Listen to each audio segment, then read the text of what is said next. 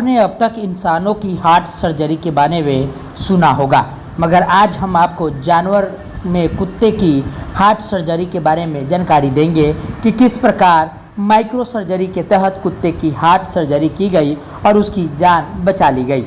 वहीं heart surgery के बाद कुत्ते में रिकवरी का स्तर भी तेज हो गया है और वह पूरी तरह अब स्वस्थ भी है। दरअसल यह पूरा मामला ईस्ट ऑफ कैलाश स्थित मैक्स पेट्स हॉस्पिटल का है, जहां 7 साल के एक ऊंची नस्ल के कुत्ते में हार्ट के अंदर वॉल्व ब्लॉकेज की समस्या आ गई थी। इसके बाद डॉक्टरों ने जब उसकी जांच की तो पाया कि हार्ट के अंदर ब्लॉकेज होने की वजह से ब्लड सर्कुलेशन ठीक से नहीं हो पा रहा और कुत्ते की जान बचाने के लिए उसके हार्ट की सर्जरी करनी आवश्यक थी। इसके बाद डॉक्टर भानुदेव शर्मा ने डॉक्टरों की एक टीम के साथ कुत्ते की सफल हार्ट सर्जरी की है, जहां इस हार्ट सर्जरी के बाद कुत्ते की जान बचाई गई और वह धीरे धीरे रिकवरी करने लगा है। तो वहीं अब तक भारत और पूरे एशिया में कुत्ते की हार्ट सर्जरी नहीं हुई थी और ऐसा करने वाला पहला देश बन गया है, जबकि विदेशों में कुछ जगह ही इस तरह के केस में सर्जरी की गई थी। ये जो सर्जरी जो है इसको हम माइट्रल वाल्व रिपेयर प्रोसीजर इसको हम बोलते हैं। ये डिज़ीज़ जो होती है माइट्रल वाल्व डिज़ीज़ एक बड़ी ही कॉमन डिज़ीज़ है डॉग्स के अंदर, इंडिया के अंदर ही नहीं वर्ल्ड ओवर। तो इसकी अभी तक खाली मेडिसिनल ट्रीटमेंट अवेलेबल इसकी थी।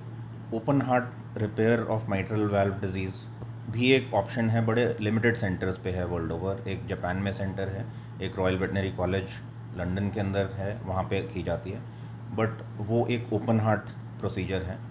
ये जो प्रोसीजर जो हमने अभी लॉन्च किया है ये एक मिनिमली इन्वेजिव सर्जरी होती है।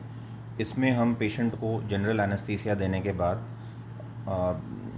एक चेस्ट के ऊपर एक छोटा सा हम इंसिजन देते हैं और लेफ़्ट हार्ट का एपेक्स हम एक्सपोज करते हैं और ये एपेक्स के थ्रू हम एक कैथेटर बेस्ड इंटरवेंशन करते हैं बीटिंग हार्ट के अंदर। तो इसमें हार्ट लंग बाईपास मशीन की कोई रिक्वायरमेंट नहीं होती और ये एक मिनिमली इन्वेजिव सर्जिकल टेक्निक है to repair the disease mitral valve leaflets. इसमें हम कैथेटर के थ्रू जो 2 माइट्रल वाल्व के डिजीज़ लीफलेट्स होते हैं उन पे एक क्लिप या क्लैंप जिसको आप बोल सकते हैं हम वो लगा देते हैं और उससे जो रीगर्जिटेशन या बैक फ्लो ऑफ ब्लड होता है जिसकी वजह से सारी प्रॉब्लम होती है वो काफ़ी कम हो जाता है। बहुत सारे केसेस में बिल्कुल बंद भी हो जाता है। तो इससे होएगा क्या कि जो कंजेस्टिव हार्ट फेलियर में कई बार इस टाइप के पेशेंट्स जाते हैं, CHF में जाने की प्रोबेबिलिटी काफ़ी कम हो जाएगी। एंड ये प्रोसीजर 1 से 2 साल से आप समझ लीजिए लॉन्च हुआ है वर्ल्ड में। US की कोलोराडो स्टेट यूनिवर्सिटी है जहाँ पे ये 1 से 2 साल से किया जा रहा था। एशिया के अंदर as a private practicing team हमारी ये फर्स्ट टीम है जिसने ये किया है सक्सेसफुली। और मैं और मेरे साथ मेरी टीम के 4 और मेंबर्स हैं, जिसमें 2 सर्जन्स हैं, एक एनेस्थीसियोलॉजिस्ट हैं, एक हमारे ट्रांसइसोफेजियल इकोकार्डियोग्राफी इमेजर होते हैं। तो हम 5 लोगों ने मिल के ये सर्जरी सक्सेसफुली करी है। डॉग की बड़ी अच्छी रिकवरी रही है और डिस्चार्ज भी 2 दिन के अंदर हमने कर दिया था।